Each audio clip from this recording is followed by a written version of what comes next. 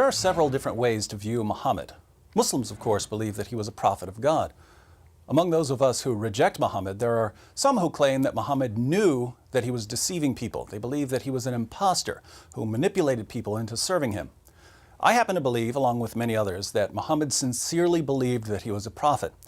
The general criterion I use here is the same whether I'm evaluating Christianity or Islam or any other worldview. It's that if a person is willing to die for what he's saying, he probably believes it. In other words, liars make poor martyrs. There are lots of liars in this world. If you put a gun to someone's head over a lie, they're generally going to admit that it's a lie. People who are willing to die for their claims are usually people who wholeheartedly believe in what they're dying for. Based on the number of battles Muhammad was in and the various dangers he faced, I believe that he really thought he was a prophet. So I don't believe that Muhammad was intentionally using Islam for his own interests. However, there are a number of passages in the Quran and the Hadith which prove, beyond any reasonable doubt, that Muhammad's revelations were influenced by his desires. Let me give you 4 examples. First, Surah 4 verse 3 of the Quran says that Muslims can marry up to 4 women. But we know from references in Bukhari and other sources that Muhammad had at least 9 wives at one time. So why did Muhammad get more than 4 wives when the Quran says that Muslim men can only marry 4 women? Well, Muhammad received a special revelation, Surah 33 verse 50, which says that he, and he alone, could have as many wives as he wanted. Now, I don't know about you, but when the guy who's receiving the revelations starts getting special moral privileges, namely more sex partners than anyone else, I start getting awfully suspicious. Second, Muhammad had an adopted son named Zayd, who was called Zayd bin Muhammad, Zayd son of Muhammad. One day, Muhammad went to visit him and was greeted by Zayd's wife, Zainab, who was very beautiful and who was wearing very little clothing at the time. When Muhammad saw her, he supposedly received some sort of revelation telling him that he was going to marry her, even though she was already married to his adopted son, and Muhammad walked away praising Allah. When Zayd found out that Muhammad was attracted to his wife, he divorced her so that Muhammad could marry her. Muhammad was worried about what people might think if he married Zainab, but then he began receiving revelations to justify the marriage.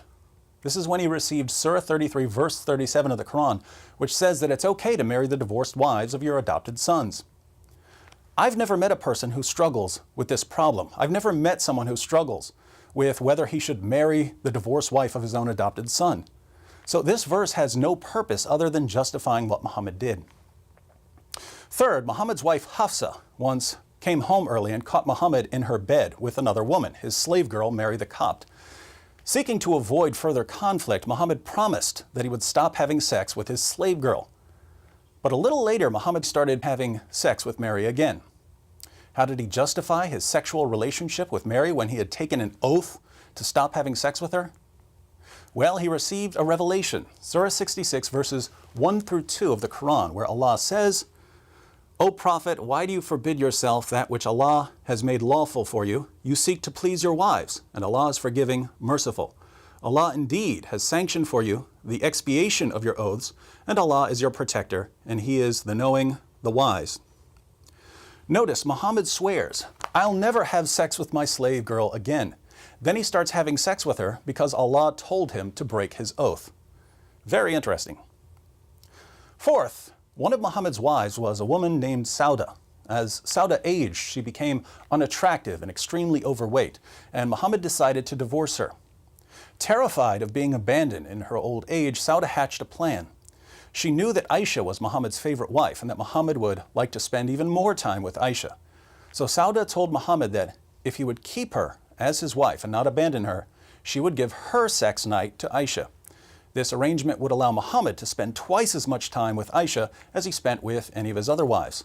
Muhammad was happy with the arrangement, and so was Allah. Allah praises Sauda in Surah 4 verse 128 for coming up with this solution after fearing cruelty and desertion from Muhammad. So Islam's message to women is this: if your husband's going to abandon you in your old age, just give up some of your rights and let him spend more time with his favorite wife. This will keep him from divorcing you and abandoning you. Over and over again, Muhammad's revelations are just too convenient. The Quran is supposed to exist eternally in heaven, and yet parts of it have more to do with satisfying Muhammad's desires than with guiding humanity. Even Muhammad's wife Aisha noticed this. In Sahih al-Bukhari, Muhammad receives one of his morally convenient revelations, and Aisha says to him, I feel that your Lord hastens in fulfilling your wishes and desires. So I personally believe that Muhammad was sincerely convinced that he was a prophet, but the evidence is clear that his desires influenced the revelations he was receiving.